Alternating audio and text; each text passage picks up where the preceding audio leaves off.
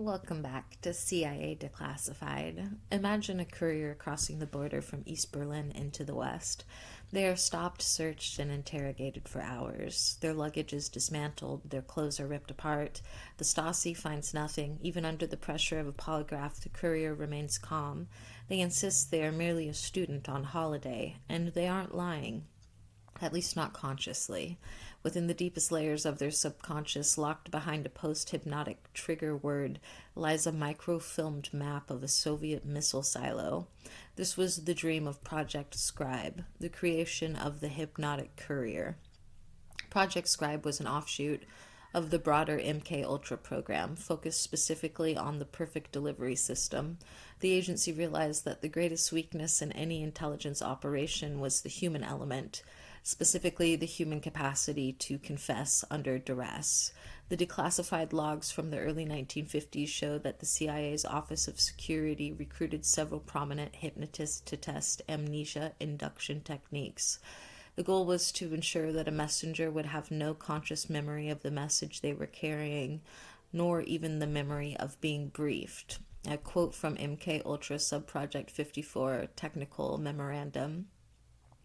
The objective is to establish a compartmentalized memory bank within the subject's psyche. The information is to be accessible only upon the presentation of a specific, non-contextual sensory cue, such as a particular phrase, a scent, or a sequence of physical touches. End quote. And then another quote from an internal CIA memo, Office of Medical Services. We have successfully demonstrated that a subject can be made to commit a complex series of numbers to memory while in a deep trance, and subsequently fail to recall those numbers under standard questioning. The lockbox is effective. The challenge remains the stability of the key. End quote. To be effective, the key or trigger had to be something that could never be accidentally activated. Experiments involved using sensory cross-pollination. In one documented session, a subject was taught to recall a message only when they heard a specific rare musical tone while simultaneously smelling the scent of oil of wintergreen. There is significant speculation that the CIA experimented with secondary personality architecture. Historians theorize that Scribe researchers tried to create an entirely separate alpha personality within a subject, one that possessed its own name and history, specifically to act as the guardian of the intelligence. This second personality would be supposedly emerge only when triggered, deliver the message, and then retreat, leaving the primary personality unaware of the encounter altogether. Declassified logs indicate that Project Scribe researchers weren't just monitoring the mind, but the body's involuntary responses. They discovered that while the mind forgot the message, the body often retained a stress signature. Subjects would experience localized skin temperature drops or minute tremors in the left hand when the hidden information was nearly accessed by a non-authorized prompt. A quote from a 1956 interim progress report. The somatic rejection of the hypnotic implant remains a primary obstacle. We have observed that the courier's burden manifests physically as a phantom weight or localized neuralgia, which a keen-eyed hostile doctor might identify as psychosomatic trauma related to suppressed data. End quote.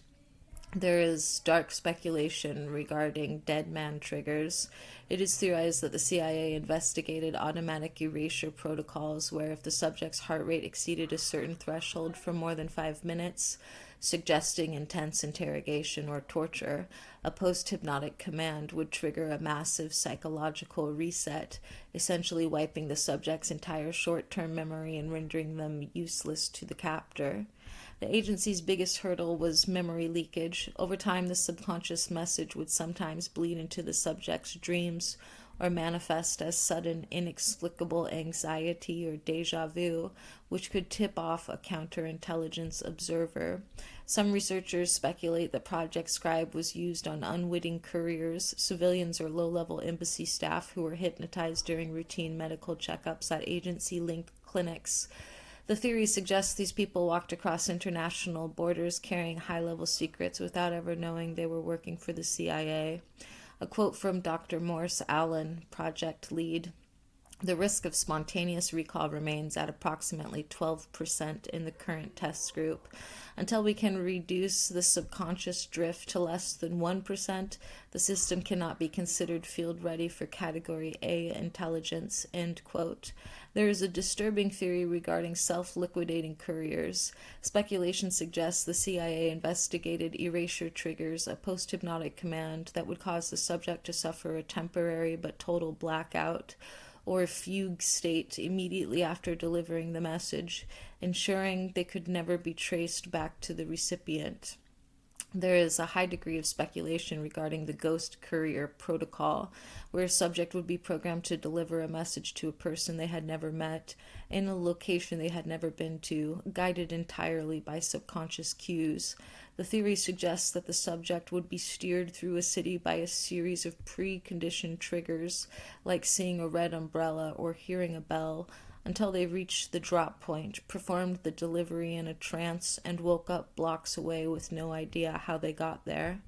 Declassified scribe files contain polygraph calibration charts showing that hypnotized subjects could pass lie detector tests with near-perfect scores because their conscious minds truly believed they were not carrying any information.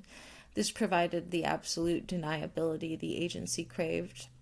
A quote from a 1954 DS&T evaluation. In 3 separate blind trials, professional interrogators were unable to detect any deception indicators in scribe subjects. The biological interface between the conscious and unconscious mind appears to act as a perfect filter, provided the lock is not tampered with by external hypnosis, end quote. There is speculation regarding the nested message technique. It's theorized that the CIA attempted to hide a false message in the subject's conscious memory to be found under torture while the true message remained buried deeper in the subconscious. Speculation suggests this was a form of psychological armor designed to satisfy an enemy interrogator and end the torture before the actual secret was compromised. The most heavily redacted section of the scribe logs is Annex 4, Post-Mission Subject Disposition, end quote. There is heavy speculation that these pages detail the permanent behavioral shifts caused by repeated hypnotic conditioning. The theory is that the subject's minds became frustrated or fragmented, leading to long-term schizophrenia or dissociative identity disorder. Speculation suggests the CIA had to create sanitariums specifically for scribe assets who could no longer function in society. Further speculation suggests the redactions cover hypnotic assassins. While the program was named Scribe, implying a writer or messenger, many believe the same protocols were used to program sleepers who could be triggered to perform violent acts they would later have no memory of. The classic Manchurian Candidate scenario.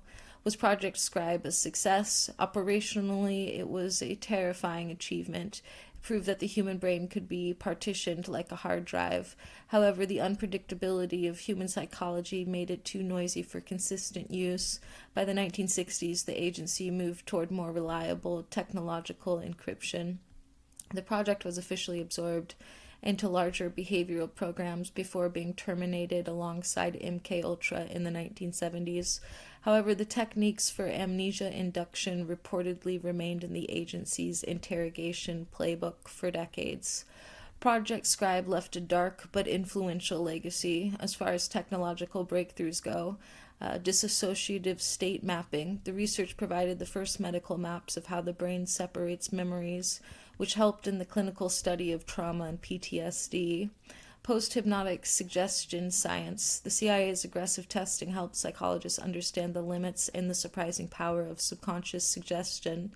And behavioral encryption. The logic of scribes splitting information into parts that require multiple keys is a fundamental concept in modern multi-factor authentication and data security. Project Scribe reminds us that the CIA didn't just want to control the world, they wanted to control the very way we remember it. The The mental lockbox was a violation of the last truly private space we own, our own thoughts. Next time on CIA Declassified, we move from the inner mind to the outer reaches of the solar system. We examine Project SCRIBE. Based on declassified records from the early 1970s, we explore the first remote viewing experiments. We look at how the agency tasked psychics with visiting the planet Jupiter before the Pioneer 10 spacecraft arrived, and the shocking accuracy of their descriptions of the planet's rings and atmosphere.